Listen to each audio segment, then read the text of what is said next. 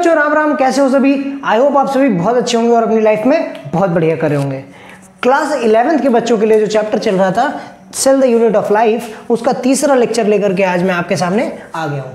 Last class तक हम लोगों ने प्रोकैरियोटिक सेल के बारे में पढ़ा था। प्रोकैरियोटिक सेल में कौन कौन से स्ट्रक्चर्स पाए जाते हैं, जैसे न्यूक्लियोइड्स। उसके अलावा हम लोगों ने पढ़ा था कैसे राइबोसोम्स किस तरह के हैं, फ्लैजेला पाया जा रहा है, पिलाई पाई जा रही हैं, फिम्बरी पाई जा रही हैं। ये सब बातें हमने डिस्कस कर ली थी। अच्छा, दो बात रह गई थी बताने को, क्या? प्रोकैरियोट्स के राइबोसोम्स और प्रोकैरियोट्स की इंक्लूजन बॉडी। तो ये छोटा सा टॉपिक आज कवर करके उसके बाद हम यूकैरियोटिक सेल की तरफ मूव ऑन करेंगे। देन मूव ऑन नहीं, मूव करेंगे, ठीक है। चलिए आगे बढ़ते हैं और बात करते हैं राइबोसोम्स की। तो भैया राइबोसोम्स जो हैं वो प्रोकैरियोटिक सेल में पहली बात तो 70S टाइप के होते हैं। 70S टाइप के। यहाँ पर S जो है ये रिप्रेजेंट करता है स्वेडबर्ग्स यूनिट या सेडिमेंटेशन कोफिशिएंट। आगे इसी चैप्टर में बताएंगे। प्रोकैरियोटिक सेल के राइबोसोम कहाँ पे एसोसिएटेड होते हैं? प्लाज्मा मेम्ब्रेन से एसोसिएटेड होते हैं। इसका फंक्शन क्या होता है? प्रोटीन सिंथेसिस इसका फंक्शन होता है। प्रोटीन सिंथेसिस फंक्शन है किसका? राइबोसोम का। साइज की बात करें तो साइज जो है हमारा राइबोसोम का वो 15 से 20 नैनोमीटर का होता है। कितना? 15 से 20 नैनोमीटर का। एनसीईआरटी का डाटा है, मैं अपने मन से नहीं बोल रहा। टाइप कैसा है? 70S टाइप का है। अच्छा, 70S टाइप का राइबोसोम बनता कैसे है? 70S टाइप का राइबोसोम दो सब यूनिट से बनता है। कौन कौन? 50S और 30S। भैया मैथ्स नहीं लगाना है यहाँ पर, 50, 30, 80 होता है, लेकिन फिर भी 70S ही बनता है, ठीक। देन इसके बाद और आगे बढ़ेंगे और बात करेंगे पॉलीसोम क्या होता है। भैया जब कई सारे राइबोसोम्स, ध्यान से देखना, जब एक mRNA की चेन पर, इसी से बना देते हैं भाई, दूसरा कलर खराब होगा, कई सारे राइबोसोम ऐसे चिपक जाते हैं,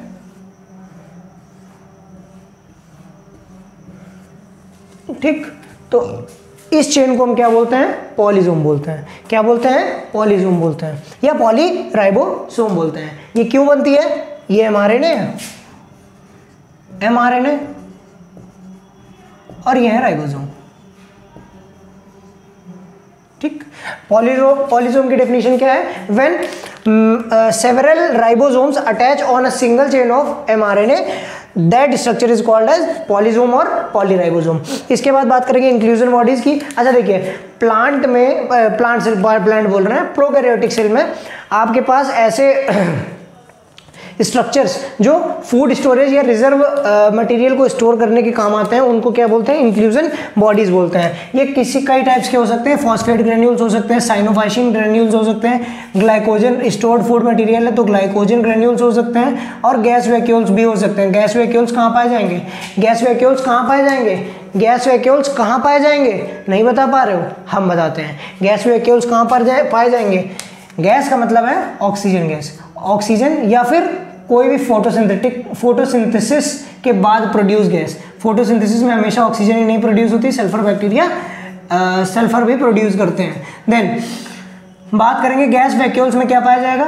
ऑक्सीजन। अच्छा, ऑक्सीजन किस में पाई जाएगी? Green bacteria, green sulphur bacteria में, या पर्पल सल्फर बैक्टीरिया या ग्रीन बैक्टीरिया जो BGAs हैं, उनमें क्या पाए जाएंगे? गैस वैक्यूल्स पाए जाएंगे। इसके अलावा भैया हमारे पास एक कॉन्ट्रैक्टाइल वैक्यूल की भी बात आती है। कॉन्ट्रैक्टाइल वैक्यूल जो है वो एमीबा में पाया जाता है, जिसका काम वे ये वैक्यूल वाले टॉपिक में पढ़ेंगे। चलिए ठीक है, गैस वैक्यूल्स पढ़ करके ये हमारा इंक्लूजन बॉडीज, इसका टॉपिक खत्म हुआ।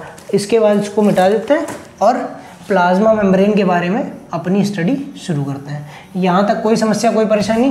थोड़ा सा पीछे करके स्क्रीनशॉट ले लेना अगर किसी को लेना हो तो। यार ये मैं मिटाने से पहले भूल ही जाता हूँ। हाँ, तो अपना देख लिया करो स्क्रीनशॉट वगैरह अपना। तुम्हारे पास आज टेक्नोलॉजी है, थोड़ा इधर उधर हुआ तो स्क्रीनशॉट ले लिया करो, पीछे आगे पीछे करके। अब शुरुआत करते हैं हम किसकी? यूकैरियोटिक सेल की। अच्छा, यूकैरियोटिक सेल की बात करें तो यूकैरियोटिक सेल और प्रोकैरियोटिक सेल बताई थी क्या डिफरेंस है। प्रोकैरियोटिक सेल में कंपार्टमेंटलाइजेशन नहीं होता। कंपार्टमेंटलाइजेशन का मतलब मेम्ब्रेन बाउंड सेल ऑर्गेनेली नहीं प्रेजेंट है, ठीक है। जो भी नॉन मेम्ब्रेनस सेल ऑर्गेनेली है वही प्रेजेंट है, जैसे कि राइबोसोम हो गया आपका ना, सीधे सीधे क्रोमैटिन प्रेजेंट है, क्रोमैटिन थ्रेड प्रेजेंट है, ठीक। तो इस तरह से आपको डिफरेंस करने में आसानी होगी। क्या? यू का मतलब होता है ट्रू, कैरियन का मतलब होता है जो भी रिलेटेड टू न्यूक्लियस। तो ट्रू न्यूक्लियस जहां पर प्रेजेंट होगा उसको हम क्या बोलेंगे, यूकैरियोटिक सेल बोलेंगे। एक्सटेंसिव कंपार्टमेंटलाइजेशन होता है। एक्सटेंसिव कंपार्टमेंटलाइजेशन का मतलब क्या है, membrane bound cell organelles present होंगे मेम्ब्रेन बाउंड सेल ऑर्गेनेली में। ट्रू न्यूक्लियस प्रेजेंट होगा। इसके बाद complex locomotory and cytoskeletal structures भी प्रेजेंट होते हैं। कहाँ पे, यूकैरियोटिक सेल में। अच्छा, लोकोमोटरी और साइटोस्केलेटल स्ट्रक्चर्स जैसे माइक्रोट्यूब्यूल्स हो गए आपके, है ना, ये माइक्रोट्यूब्यूल्स जो होगा ये साइटोस्केलेटल स्ट्रक्चर्स हैं, ट्यूबुलिन प्रोटीन के बने होते हैं। इनका काम क्या है, स्ट्रक्चरल सपोर्ट देना। ये भी प्रेजेंट होते हैं किसमें, यूकैरियोटिक सेल में। प्रोकैरियोटिक सेल में नहीं पाए जाते। जेनेटिक मटेरियल कैसा है, क्रोमोसोम में कॉम्पैक्ट स्ट्रक्चर क्रोमोसोम्स में यूकैरियोटिक सेल में पाया जाएगा। जेनेटिक मटेरियल कैसा होगा, कॉम्पैक्ट होगा, किन में, क्रोमोसोम्स के थ्रू। ठीक है, इसके बाद बात करेंगे किसकी, सेल मेम्ब्रेन की। सेल मेम्ब्रेन अपने आप में बहुत इंपॉर्टेंट है, क्योंकि पहली बात तो ये जान लो कि सेल मेम्ब्रेन कैसी होती है, सेलेक्टिवली परमिएबल होती है।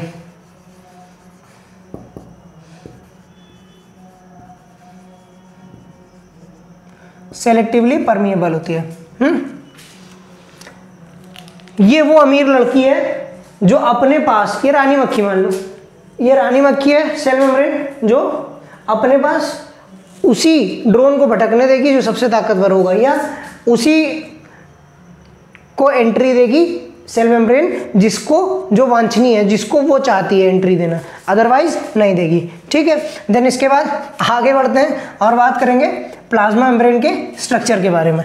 प्लाज्मा मेम्ब्रेन बेसिकली जो है वो लिपिड बाइलेयर और प्रोटीन्स की बनी होती है। जब 1950s में इलेक्ट्रॉन माइक्रोस्कोप की डिस्कवरी हुई तो ये बात सामने आई कि जो लिपिड्स हैं उसकी बनी हुई है हमारी प्लाज्मा मेम्ब्रेन या सेल मेम्ब्रेन। अच्छा, सेल मेम्ब्रेन और प्लाज्मा मेम्ब्रेन, प्लाज्मा लेमा, ये सब एक ही नाम है, ये मतलब सेल मेम्ब्रेन के ही नाम है या प्लाज्मा मेम्ब्रेन के ही नाम है। ठीक, अब इसके बाद बाइलेयर फॉस्फोलिपिड की है और बीच में प्रोटीन्स प्रेजेंट है। ठीक, बीच में क्या है, प्रोटीन्स प्रेजेंट है। अच्छा, प्रोटीन्स दो टाइप के हैं, या तो इंटीग्रल प्रोटीन्स है जो पूरे में ही प्रेजेंट है, या फिर पेरिफेरल प्रोटीन्स है।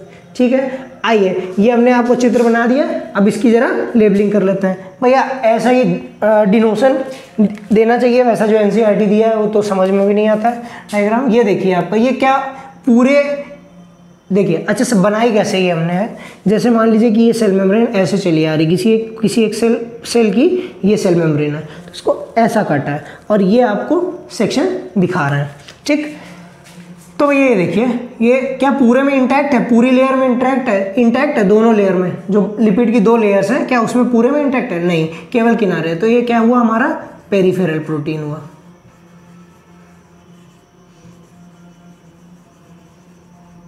ये हो गया पेरिफेरल प्रोटीन।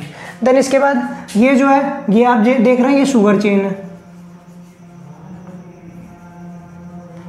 शुगर चेन्स भी प्रोटीन से अटैच्ड या ऐसे भी प्रेजेंट होती हैं, किसमें, प्लाज्मा लेमा में या प्लाज्मा मेम्ब्रेन में। ये आपका लिपिड है। ठीक, अच्छा लिपिड की ये बाइलेयर है, ये लिपिड की बाइलेयर है। ठीक, अब ये लिपिड की जो बाइलेयर है इसमें ये आपकी है नॉन पोलर टेल,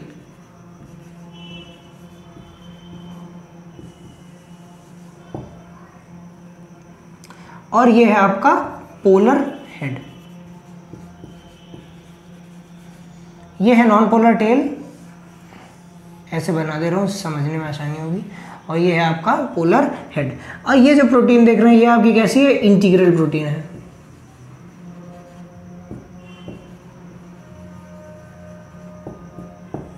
डायग्राम समझ में आ गया, समझ में आ गया, और क्या क्या प्रेजेंट है, कैसे कैसे प्रेजेंट है, ये बात भी समझ में आ गई होगी, आशा करता हूँ। आगे बढ़ते हैं और बात करेंगे सेल मेम्ब्रेन किसकी कंपोज्ड ऑफ है, composed of lipids and proteins. Lipids mainly कौन से, फॉस्फोलिपिड्स, कौन से, फॉस्फोलिपिड्स। इसके अलावा फॉस्फोलिपिड्स जैसे लेसिथिन हो गया, इसके अलावा आपको कोलेस्टेरॉल भी देखने को मिल जाते हैं। Phospholipids bilayer such that polar head outwards and non polar tail inwards. अच्छा, जो नॉन पोलर टेल है ये काहे की होगी भैया, सैचुरेटेड हाइड्रोकार्बन्स की होगी।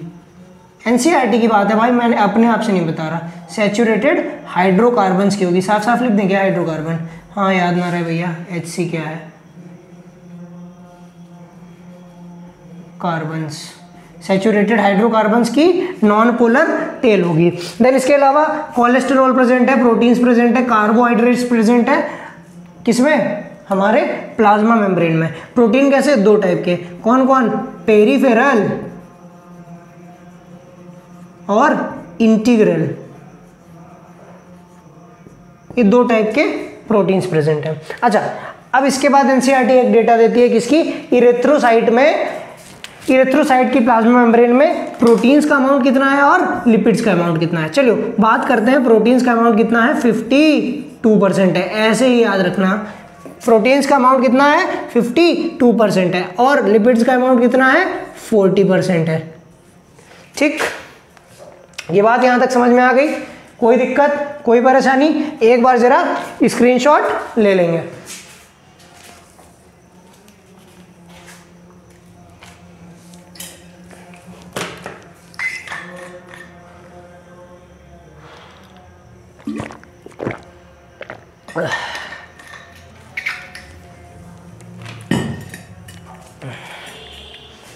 ले लिया। चलिए आगे बात करेंगे। 1972 में, थोड़ा प्यास लग रही थी, पानी पीने गए थे हैं। 1972 में दो साइंटिस्ट, सिंगर और निकोलसन, इन्होंने क्या किया, इन्होंने एक मॉडल दिया, फ्लूइड मोज़ेक मॉडल। इसके पहले कई सारे मॉडल्स आए, कई सारे मॉडल्स आए किसके, प्लाज्मा मेम्ब्रेन की स्ट्रक्चर के बारे में। यूनिट मेम्ब्रेन मॉडल आया, रॉबर्टसन ने दिया, ऐसे कई सारे मॉडल्स आए। देन इसके अलावा सैंडविच मॉडल आया, एक गुलाब जामुन मॉडल आया था। चलिए खैर ये सब चीज़ें ठीक है। चलिए सिंगर एंड निकोलसन मॉडल आया। अब सिंगर एंड निकोलसन मॉडल ने क्या जो था वो फ्लूइड मोज़ेक मॉडल था। इसने जो हमारा लिपिड बाइलेयर है इसकी फ्लूइडिटी को बताया। क्या कहा कि फ्लूइडिटी होती है किसमें, लिपिड बाइलेयर में। मतलब ये जो पेरिफेरल प्रोटीन है, इंटीग्रल प्रोटीन है या पेरिफेरल प्रोटीन्स है, ये लेटरल मूवमेंट कर सकती है, लेटरल मूवमेंट कर सकती है, फ्लिप फ्लॉप मूवमेंट कर सकती है। तो due to nature of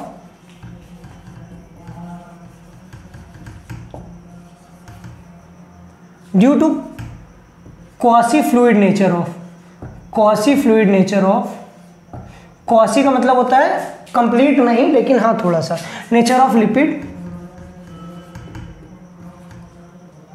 lateral movement of protein occur in plasma membrane. ठीक, ये बात समझ में आ गई, कोई समस्या कोई परेशानी नहीं। देन इसके बाद फंक्शंस ऑफ प्लाज्मा मेम्ब्रेन की बात करेंगे। क्या, सेल ग्रोथ में हेल्प कर रहा है, फॉर्मेशन ऑफ इंटरसेलुलर जंक्शंस बनाता है। क्या क्या, cell growth, formation of intercellular junction, secretion, endocytosis और सेल डिवीजन। एंडोसाइटोसिस जो है हमारा दो टाइप का होता है, फैगोसाइटोसिस और पिनोसाइटोसिस। एनसीईआरटी नहीं लिखती है, याद कर लो, कोई पूछ ले तो बता देना, बाकी ऐसे इंपॉर्टेंट नहीं है, याद भी आसानी से हो जाएगा। इंडोसाइटोसिस दो टाइप का होता है, पिनोसाइटोसिस मतलब पीना, सेल ड्रिंकिंग, पीना, पिनोसाइटोसिस पीना, सेल ड्रिंकिंग को पिनोसाइटोसिस कहते हैं। फैगोसाइटोसिस सेल ईटिंग, जब सॉलिड मटेरियल को इनगल्फ कर लेगी सेल तो उसको क्या बोलते हैं, फैगोसाइटोसिस। जब किसी लिक्विड को अंदर की तरफ सेल लेगी तो उसको एंडोसाइटोसिस बोलते हैं, पिनोसाइटोसिस बोलते हैं। सेल डिवीजन में सेल मेम्ब्रेन हेल्प करती है। चलो पांचों फंक्शंस बताइए आप जरा, क्या क्या है।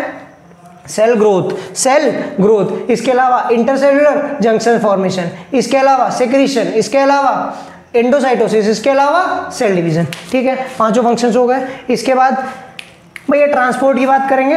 सेल मेम्ब्रेन कैसी है, सिलेक्टिवली परमिएबल है, पहले ही बता दिया सिलेक्टिवली परमिएबल है। और ट्रांसपोर्ट कैसा करती है, दो तरह से, पैसिव ट्रांसपोर्ट और एक्टिव ट्रांसपोर्ट। अच्छा, जो पैसिव ट्रांसपोर्ट होता है, पैसिव ट्रांसपोर्ट में किसी भी एनर्जी की नीड नहीं होती। पैसिव ट्रांसपोर्ट कराने के लिए किसी भी एनर्जी की नीड नहीं होती। एक बार भैया स्क्रीनशॉट ले लो तो मैं मिटा दूं इधर का थोड़ा पोर्शन। ठीक है, ले लिया ना सभी ने, चलो ठीक। पैसिव ट्रांसपोर्ट में किसी भी एनर्जी की नीड नहीं होती। वहीं जो एक्टिव ट्रांसपोर्ट है वो अगेंस्ट द कॉन्सेंट्रेशन ग्रेडियंट होता है और उसमें एनर्जी लगती है। पैसिव ट्रांसपोर्ट दो टाइप का है, सिंपल डिफ्यूजन और फैसिलिटेटेड डिफ्यूजन। फैसिलिटेटेड डिफ्यूजन में कैरियर प्रोटीन्स हेल्प करते हैं, फैसिलिटेट करते हैं और एक सॉल्यूट या सॉल्वेंट को एक मेम्ब्रेन के इस एक तरफ से दूसरी तरफ पास ऑन करते हैं। कौन? हमारे चैनल प्रोटीन्स या कैरियर प्रोटीन्स।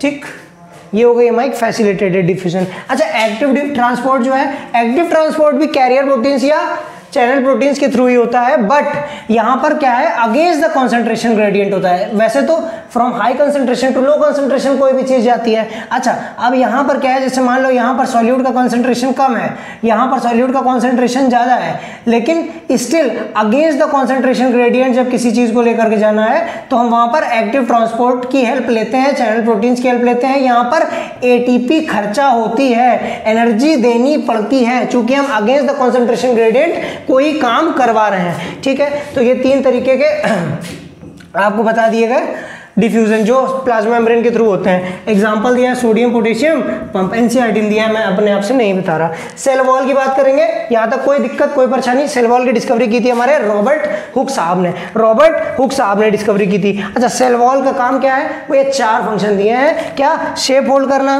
किसका? सेल का। प्रोटेक्शन प्रोवाइड करना, दीवार है भैया, सेल वॉल, वॉल माने दीवार, बेसिक तरीके समझो ना, सेल वॉल दीवार है। घर की दीवार क्या करती है? बाहर से कोई आकर के आपके ऊपर बम ना फेंक दे, उसको बचाने का काम करती है। तो सेल की वॉल क्या करेगी? प्रोटेक्शन देगी। ठीक है, शेप को होल्ड करती है, प्रोटेक्शन देती है, इंटरेक्शन करती है अमंग सेल्स के बीच में इंटरेक्शन कराती है। बैरियर, कोई अनचाहा पार्टिकल अंदर ना आ जाए तो उसके लिए बैरियर का काम भी करती है। ठीक, एल्गी, प्लांट्स और फंजाई, तीनों में हमारे पास क्या प्रेजेंट होती है? सेल वॉल प्रेजेंट होती है। सेल वॉल जो है फंजाई की, काइटिन की बनी है। एल्गी की जो एल्गी की सेल वॉल है वो किसकी बनी है? सेल्यूलोज की। गैलेक्टेंस, मेनेंस और some minerals, galactans, mannans and some minerals like calcium carbonate. इसके बाद प्लांट्स की बात करेंगे, सेल्यूलोज, हेमीसेल्यूलोज, पेक्टिन्स की बनी हुई है हमारी प्लाज्मा मेम्ब्रेन, और कुछ प्रोटीन प्लाज्मा मेम्ब्रेन बोल रहे हैं, सॉरी, सेल वॉल। इसके अलावा कुछ प्रोटीन्स भी प्रेजेंट होते हैं। अच्छा, सेल वॉल भी 2 टाइप की है, primary cell wall, secondary cell wall, tertiary cell wall भी होती है। लेकिन चलो बात करते हैं प्राइमरी सेल वॉल जो है। Primary cell wall can growth present है किसमें? प्राइमरी सेल वॉल में। वहीं पर जैसे ही सेकेंडरी सेल वॉल बनी, मतलब मैच्योर होकर के primary cell wall secondary cell wall में कन्वर्ट हुई, और सेकेंडरी सेल वॉल जो है वो अपनी ग्रोथ की एबिलिटी को लूज कर देती है और वो डिफरेंशिएट हो जाती है। ठीक, primary cell wall, secondary cell wall समझ में आ गया। इसके अलावा बात करेंगे मिडिल लैमेला। मिडिल लैमेला बहुत इंपॉर्टेंट, किसका बना? Calcium pectate. लास्ट में लिखा है, भूल ना जाना, इंपॉर्टेंट क्वेश्चन है, नीट में आ चुका है भैया, याद रखना। मिडिल लैमेला किसका बना हुआ है? कैल्शियम पेक्टेट का बना हुआ है। ठीक है, मिडिल लैमेला का काम क्या है? मिडिल लैमेला सीमेंटिंग करता है। मिडिल लैमेला का काम क्या है? सीमेंटिंग करता है। मिडिल लैमेला सीमेंटिंग का काम करता है।